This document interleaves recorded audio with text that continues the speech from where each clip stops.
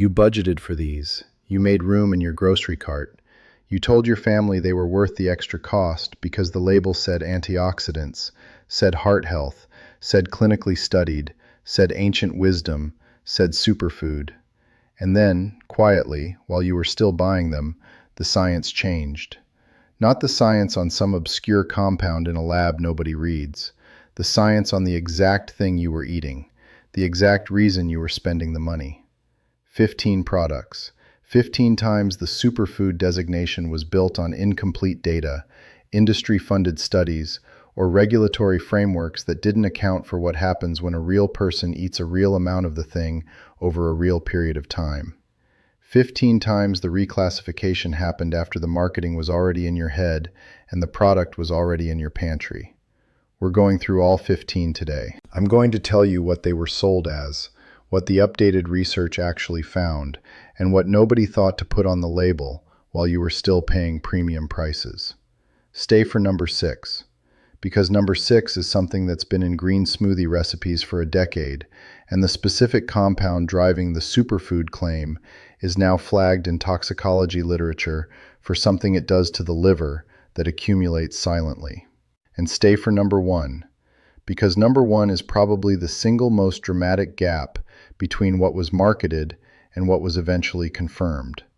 And the reclassification happened in plain sight, while the industry kept the original language on the packaging. Let's go. This channel covers the warning half of the record, the botanical toxicology, the regulatory decisions that happened after the marketing budget was spent, the things that were on the label, and the things that weren't. If you're someone who grows food, buys food, or makes decisions for your family based on health claims, and you want the full picture, not just the version someone paid to promote, you're in the right place. Subscribe before we get into this. The people in this community share what doesn't make it onto the package. Hit the button now. What's coming is the kind of thing you're going to want to pass on to someone you care about. Number 15. Agave nectar. Agave nectar was sold as the diabetic-friendly natural sweetener. Low glycemic index, plant-based, better than sugar. Those were the claims. The pitch worked. Sales went from niche health food stores into mainstream grocery chains and every recipe blog that wanted to signal wellness. Here's the kicker. Agave nectar is not low glycemic in any meaningful sense for most people. The low glycemic score comes from its exceptionally high fructose content. Some commercial agave products run 85 to 90% fructose, which is higher than high fructose corn syrup. Fructose is metabolized almost entirely in the liver, not gradually the way glucose is processed throughout the body, directly in one organ. Research published in nutritional metabolism literature has linked high fructose consumption to non-alcoholic fatty liver disease, elevated triglycerides, and insulin resistance, the exact conditions agave was marketed to avoid. The compound that made the glycemic claim technically true is the same compound driving the liver concern. Nobody mentioned that when they put natural sweetener on the front of the bottle. If you have agave in your pantry, it's not an emergency, but it's also not what was sold to you. Number 14. Wheatgrass juice. Wheatgrass was positioned as one of the most concentrated sources of nutrients available. Chlorophyll, enzymes, vitamins. The marketing called it a living food, cold-pressed, raw. The kind of thing sold at juice bars for $8 a shot, with the implication that if you had to ask what it did, you probably didn't need it. The specific problem. The research on wheatgrass benefits has been almost exclusively conducted by small studies funded by the industry producing it, with sample sizes too small and methodologies too inconsistent to draw clinical conclusions. The Cochrane-style systematic reviews that looked at the body of evidence found insufficient evidence to support the majority of the health claims. More relevantly for safety, raw wheatgrass grown in warm, moist conditions is a documented host for mold species including certain Aspergillus strains. People with immunosuppression or known mold sensitivities have reported reactions traced specifically to raw wheatgrass products. The insight. The nutrient density claims aren't fabricated. Wheatgrass does contain those compounds. The problem is bioavailability. Humans don't have the digestive enzymes to extract most of them. The chlorophyll you're paying for passes through largely intact. What you're actually buying at $8 a shot is very expensive fiber. Number 13. Coconut oil. The coconut oil story is one of the clearest examples of how superfood marketing outpaces science and then refuses to let the science catch up. Coconut oil was rebranded starting around 2010 as a heart-healthy fat based on studies of traditional Pacific Island populations who ate high coconut diets and showed low rates of cardiovascular disease. The mechanism proposed was that coconut oil's medium-chain triglycerides behave differently from other saturated fats. In 2017, the American Heart Association issued an advisory reviewing the full body of evidence. Their conclusion was direct. Coconut oil raises LDL cholesterol, the harmful kind, and there is no study demonstrating a net cardiovascular benefit that outweighs that risk. The AHA advised against its use. The same year that advisory was published, coconut oil was the fastest-growing specialty fat in the American grocery market. The marketing had overtaken the science by such a margin that a formal advisory from the country's largest cardiovascular health organization couldn't stop the sales trajectory. It is still being marketed as heart healthy today on products in stores you have probably already been in this week. Number 12. Goji berries. Goji berries were sold on a combination of traditional Chinese medicine authority and antioxidant content that, in controlled lab conditions on cell cultures, did impressive things. The insider problem is one that applies to almost every antioxidant superfood. Antioxidant capacity measured in a lab, typically by a test called ORAC, oxygen radical absorbance capacity, does not translate linearly to antioxidant effect in the human body. The USDA removed its ORAC database in 2012 precisely because, as their own statement noted, the values have been misused by food and supplement manufacturing companies to promote their products. That happened in 2012. Goji products were still being sold with ORAC scores on the label years later. Beyond the measurement problem, goji berries interact with warfarin, a widely prescribed blood thinner. Multiple case reports documented elevated INR levels in patients on stable warfarin doses who added goji berries or juice to their diet. The berries were not labeled for this interaction. The case reports were published in clinical journals. The interaction is real, documented, and still not prominently disclosed on most packaging. If you are on any blood-thinning medication and you eat goji products regularly, this is not a theoretical concern. Number 11. Kombucha. Kombucha crossed from health food stores into mainstream retail as a probiotic powerhouse. Live cultures, gut health. The fermented food movement gave it a credibility boost that made it feel almost medicinal. The reclassification that happened quietly. The FDA, in reviewing raw kombucha, found that the alcohol content of unpasteurized commercial kombucha frequently exceeded 0.5%, the legal threshold for classification as an alcoholic beverage, which triggers entirely different labeling requirements. Multiple brands reformulated or were pulled from shelves in various states. Some products tested as high as 3% alcohol. The probiotic benefit itself has been largely unverified in human clinical trials at the specific bacterial strain level. Unlike pharmaceutical probiotics, which are tested for viability at specific quantities, the live culture content of kombucha varies by batch, by temperature during shipping, and by time on shelf. What's on the label is the starting culture. What's in the bottle when you drink it is a different calculation. For most healthy adults, the risks here are relatively low. For pregnant women, for people in recovery from alcohol dependence, and for anyone with a compromised immune system, the marketing picture and the clinical picture are meaningfully different. We are halfway through this list, and the next section is where it gets sharper. The items coming up aren't just overhyped. Some of them have formal regulatory flags that happened in other countries, while US marketing kept running. Stay with me. And if you're finding this useful, the stuff nobody puts on the front of the bottle, this is exactly what this channel does every week. Subscribe now if you haven't. The people here share this kind of information because they feel like you need to know it. Number 10. Aloe vera juice. Aloe vera's external use for burns and skin irritation is well supported. The jump to internal use, aloe vera juice as a digestive aid, a detox support, an anti-inflammatory drink, was driven by a different set of claims with a different evidentiary foundation. The specific compound driving the regulatory concern is aloin, a yellowish latex found in the outer leaf of the aloe plant. In 2002, the FDA required the reformulation of all over-the-counter laxative products containing aloin because animal studies demonstrated carcinogenic potential. Products were reformulated. Aloe vera juice products sold as beverages often use whole leaf processing or products that were not adequately decolorized, meaning aloin levels in commercial juices have varied significantly and have not always been disclosed on labels. The National Toxicology Program listed non-decolorized whole leaf aloe vera extract as a potential carcinogen based on the animal study data. Many commercial products now specify decolorized or inner leaf only. Many do not specify anything. The distinction is not trivial, and it is not visible on most labels. Number 9. Soy protein isolate. Soy's story is complicated because whole fermented soy foods have a legitimate nutritional track record in traditional diets.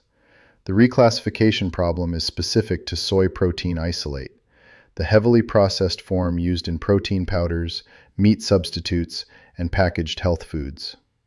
Soy protein isolate is extracted using a process that involves hexane, a petroleum-derived solvent. The FDA does not require hexane residue testing in finished soy protein products. Independent testing by the Cornucopia Institute found hexane residues in multiple soy protein ingredients used in products marketed as natural and organic. Soy protein isolate also contains phytates at levels that bind to zinc, iron, and calcium in the digestive tract, reducing their absorption.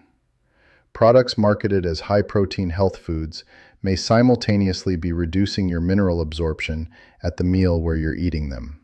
The isoflavone content, the compound promoted for hormonal balance, has also been associated in research with thyroid function interference in people with existing thyroid conditions who consume large quantities. The hormonal balance marketing and the thyroid flag are two ends of the same biochemistry. Number 8. Rice protein powder.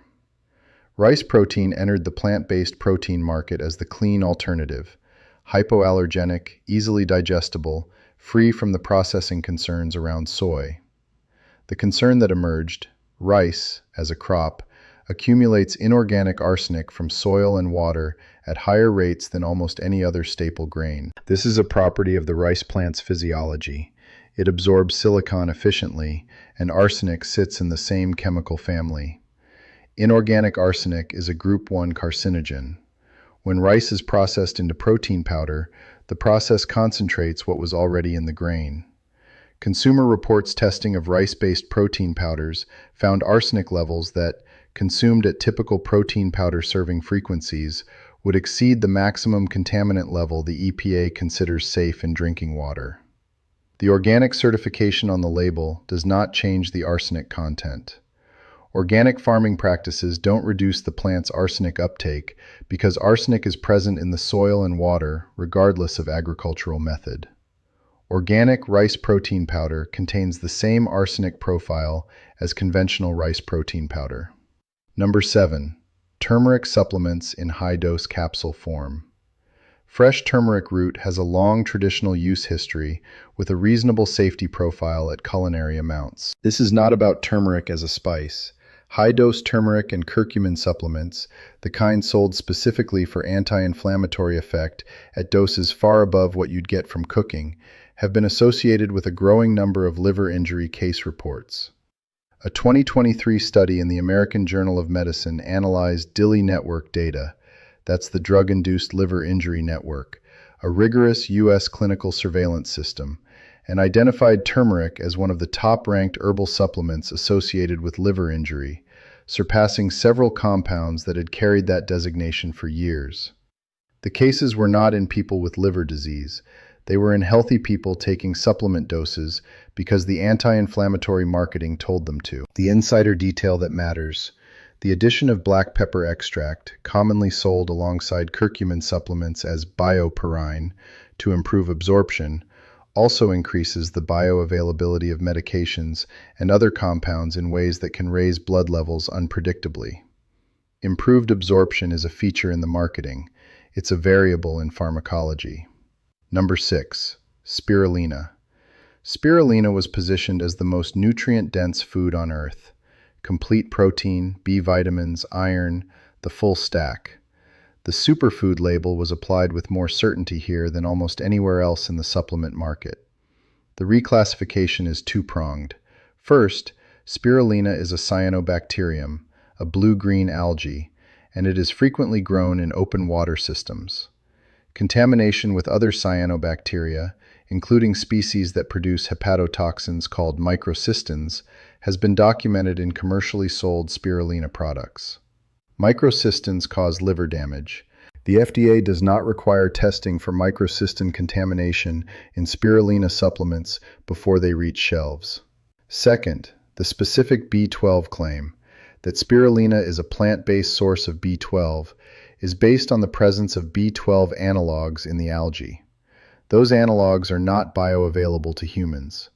Research has shown that consuming spirulina as a B12 source can actually block the absorption of true B12 by occupying the binding sites used to transport it. People relying on spirulina as a B12 source may be deficient while believing they're covered. The warning was always there in biochemistry. The marketing simply didn't go looking for it. Number 5. Activated charcoal supplements.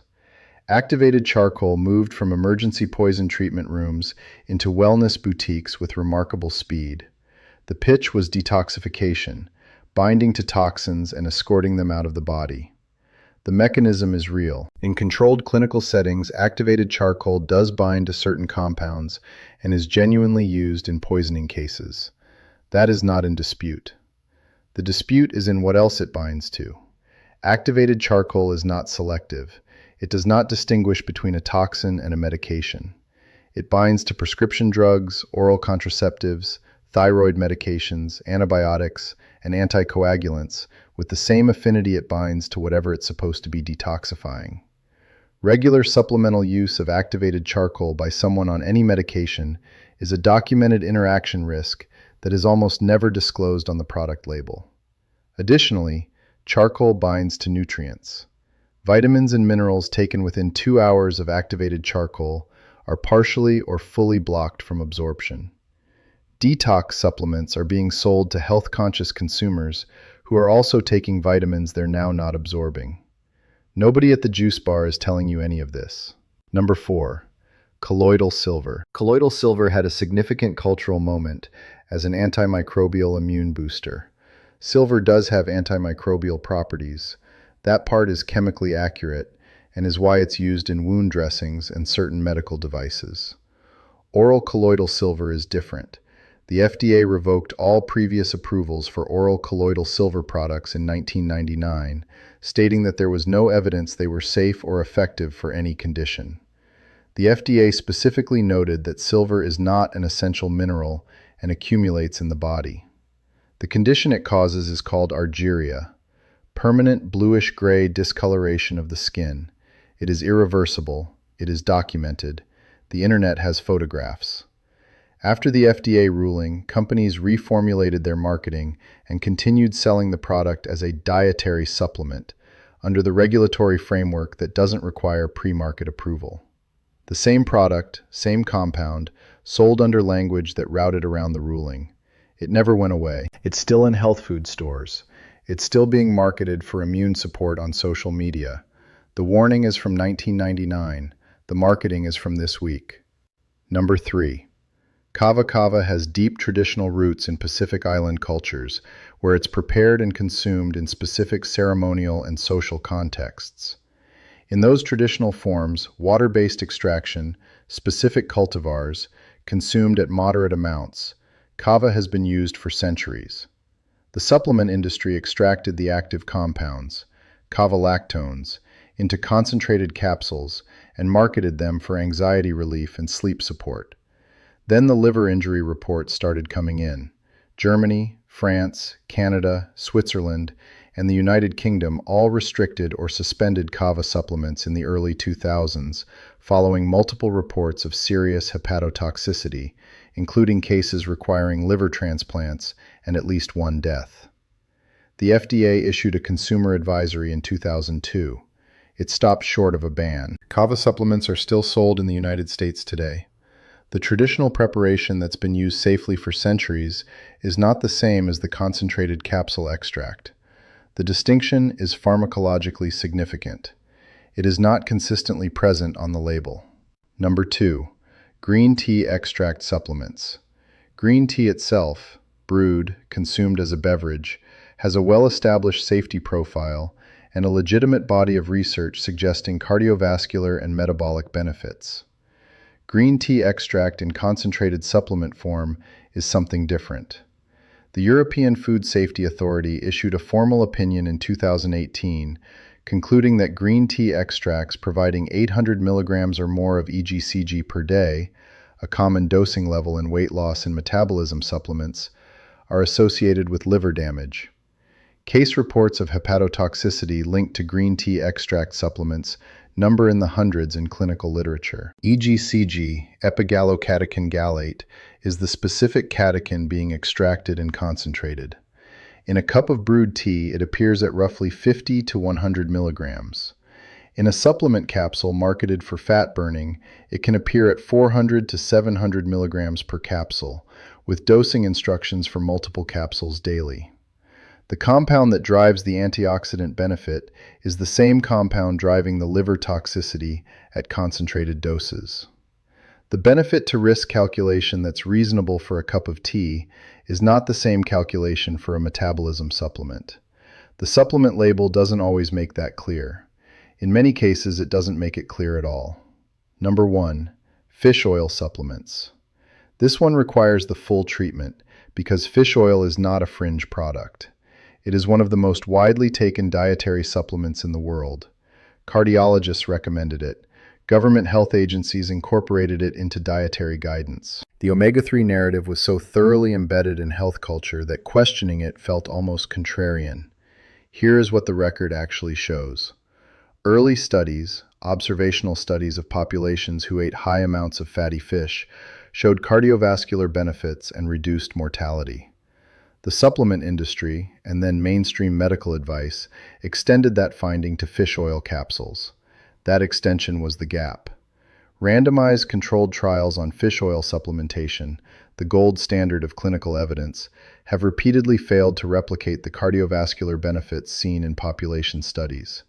The Ascend trial, the Origin trial, the Omega trial, trial after trial of fish oil supplementation in high-risk cardiovascular patients found no significant reduction in heart attacks, strokes, or cardiovascular mortality compared to placebo. The 2018 Cochrane Review, which is the systematic analysis that synthesizes the entire body of evidence, found little to no effect of omega-3 supplementation on cardiovascular disease outcomes. There is one exception. A 2018 trial called Reduce It showed significant cardiovascular benefit from a high-dose, highly purified prescription omega-3 product called Vasipa. That trial has since been disputed because the placebo used, mineral oil, may have elevated cardiovascular events in the control group, artificially inflating the drug's apparent benefit. You spent money on fish oil because of population studies on people eating fish.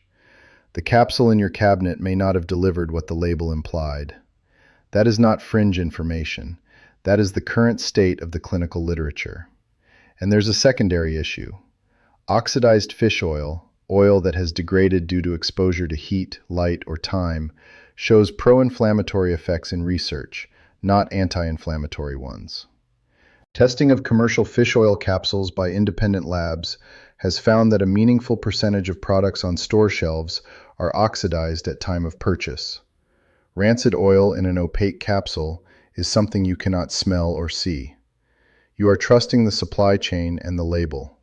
The supplement that was supposed to reduce inflammation may, if oxidized, be doing the opposite, in a capsule you paid for, that your doctor suggested, based on research that the broader clinical trials couldn't replicate. That is the most important gap between what was sold and what was confirmed. And it happened at the most mainstream level this list ever reaches. I promised you a bonus, and this one is specific. One of the most consistent patterns across every item on this list is the same mechanism. An isolated, concentrated compound extracted from a food or plant with a legitimate traditional use, packaged into capsule or powder form, dosed far beyond what traditional use ever involved, and marketed using the safety record of the original food source. The brewed tea is not the extract capsule. The culinary turmeric is not the 1,500 milligram curcumin supplement. The traditional kava ceremony is not the concentrated kavalactone pill. When you see a supplement marketed on the authority of traditional use, ask what the traditional preparation actually involved and what dosage it delivered. Because the safety data on the traditional form does not automatically transfer to the concentrated extract. The industry benefits from you not making that distinction. The warning was always there in the biochemistry. It just didn't make it onto the front of the bottle. Here's what I want you to do right now. Pick one item from this list that you're currently taking or buying and look at the label, not the front, the back. Look at the dose, look at the form, and look at whether the claims on the front are supported by the ingredient actually in the product. That's the exercise. One product, 5 minutes. Drop a comment below and tell me which one surprised you most. Or tell me if there's something you've been taking that you've started questioning. I read every comment and I'll respond to as many as I can. If this is the kind of information you want to keep getting, not the marketing, not the label language, the actual record, subscribe. This is what this channel does every week. The warning was always there. We just go looking for it.